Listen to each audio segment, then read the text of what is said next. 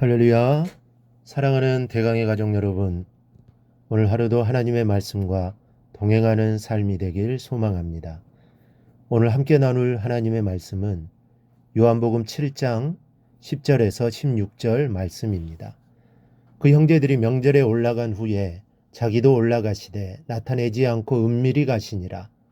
명절 중에 유대인들이 예수를 찾으면서 그가 어디 있느냐 하고 예수에 대하여 무리 중에서 수군거림이 많아 어떤 사람은 좋은 사람이라 하며 어떤 사람은 아니라 무리를 미혹한다 하나 그러나 유대인들을 두려워하므로 드러나게 그에 대하여 말하는 자가 없더라.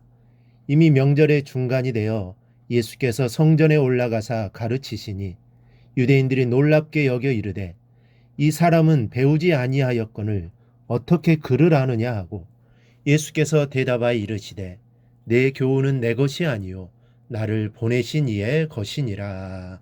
아멘. 오늘 본문은 예수님께서 서서히 예루살렘으로 올라가신 내용이 기록되어 있습니다. 그러나 예수님께서는 제자들의 요구와는 달리 전혀 나타내지 않고 비밀히 예루살렘으로 올라가셨고 그리고 복음을 전하셨습니다. 이러한 사실은 예수님께서 메사의 신중을 기하셨음을 알 수 있습니다. 만약 그렇지 않고 공견연하게 예루살렘에 올라갈 것을 드러내셨더라면 표적을 바라는 수많은 사람들에게 둘러싸였을 것이고 또 적대 감정을 지닌 유대 종교 지도자들에게 방해를 받으셨을 것입니다. 우리에게도 이같이 불필요한 충돌을 피하면서 하나님의 뜻을 이루어 나가는 지혜가 필요합니다. 예수님은 우리에게 뱀같이 지혜롭고 비둘기같이 순결하라고 말씀하셨습니다. 여기서 뱀 같은 지혜란 이 신중함을 가리킵니다.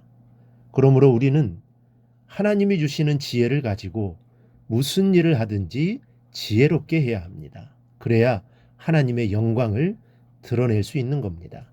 명절이 되었을 때 유대인들의 관심은 예수님께로 집중되어 있었습니다.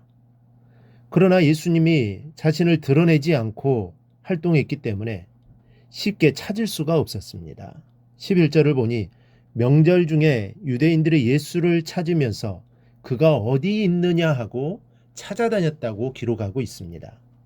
금요일 새벽 시간에도 말씀드렸지만 유대인들의 관심은 예수를 왕으로 세워 잘 살아보자는 데 모아졌습니다. 그래서 수많은 사람들이 예수님을 찾았습니다. 즉 예수님을 왕으로 삼기 위함입니다. 그러나 그들의 마음은 결코 순수하지 못했습니다. 12절을 보면 무리 중에서 수군거림이 많았다고 했습니다. 언젠가 다툼이 있었고 각 사람들의 생각이 달랐음을 보여줍니다. 어떤 이들은 예수님을 좋은 사람이라고 평가했습니다. 그리고 어떤 이들은 또 예수님을 나쁘다고 평했습니다. 어떤 이는 미혹해하는 이단이라고 평하기도 하고 훌륭하다고 평하는 사람도 있었습니다. 그러다 보니 서로 논쟁을 벌이기도 하고 다투기도 하고 심하게 어지러워졌던 겁니다. 그런데 예수님을 아주 극단적으로 표현하는 사람들도 있었습니다. 20절을 보니 당신은 귀신이 들렸다고 이야기하는 소리가 들립니다. 아마 저들이 보기에는 예수님이 귀신에 홀려서 정신 나간 사람처럼 보였던 모양입니다. 7절을 보면 예수님께서 이런 말을 하셨습니다. 세상이 나를 미워하니 이는 내가 세상의 일들을 악하다고 증언함이라. 지금 유대는 종교 지도자들과 로마의 권력자들이 지배를 하고 있었고 그들의 세력은 천하에 당할 재간이 없었습니다. 그런데 갈릴리 청년 하나가 종교 지도자들과 제사장들을 향해 악하다고 하였으니 이보다 더 무모한 행동이 어디에 있겠습니까? 속된 말로 정말 죽고 싶어서 기를 쓰는 것으로 그들에게 비춰졌을 것입니다. 마치 종교개혁을 일으켰던 루터와 같습니다.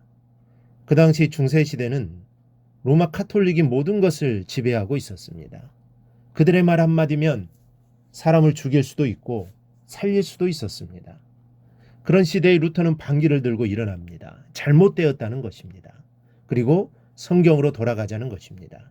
그러니 이 얼마나 무모한 짓입니까? 그러니 그 당시 이 지도자들의 눈에 비치는 루터는 정말 죽으려고 길을 쓰는 것과 같이 보였을 것입니다.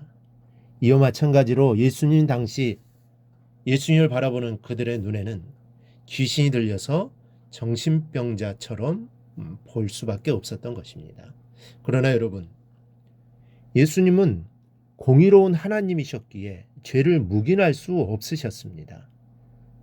죄로 인해 죽을 수밖에 없는 인류를 구원하시기 위해 회개를 촉구하셨고 결국 십자가를 지게 되신 것입니다. 그런 가운데 제자들은 병든 믿음으로 욕심에 사로잡혀 있으니 이 주님이 얼마나 외롭고 추우셨겠습니까? 주님은 이렇게 고군분투하고 계시는데 사람들은 저놈은 악하다, 정신이 돌았다, 이단이다 수군거리고 있습니다. 어찌 보면 지금 우리의 모습이 이들과 같을 수도 있습니다. 주님은 십자가를 지라고 하시는데 우리 마음이 세상에 머무르고 있지는 않습니까? 주님은 나를 따라오라고 말씀하시는데 우리는 세상을 따라가고 있지는 않습니까? 이 시간 나의 믿음을 다시 한번 점검해 볼 줄 알아야 합니다. 그리하여 우리가 주님과 같은 마음을 가지고 우리가 살아갈 수 있기를 바랍니다. 예수님은 형제들과 제자들의 즉 사람들의 인간적인 요구를 거절한 뒤 비밀의 예루살렘으로 올라가셨습니다. 예수님은 사람들로부터 일시적인 인기나 명성을 얻는 것이나 혹은 그 반대로 불필요하게 충돌하는 것을 지혜롭게 피하신 것입니다. 그러면서도 주님은 자신이 감당해야 할 사명을 묵묵히 수행해 가신 것입니다. 우리도 주님의 일을 하면서 사람들로부터 불필요한 반응을 지혜롭게 피해야 합니다. 또 거기에 너무 연연하지 않으면서 묵묵히 주님의 일을 수행하는 자들이 다 될 수 있기를 바랍니다. 그리할 때 우리의 삶을 통해 하나님께 영광을 돌릴 수 있습니다. 오늘 하루도 주님처럼 하나님이 나에게 맡겨주신 사명 잘 감당하는 복된 하루가 되기를 주님의 이름으로 축원합니다. 오늘 묵상한 말씀을 우리 모두 굳게 잡고 삶으로 실천하며 살아내는 대강의 모든 성도들이 되기를 축복합니다.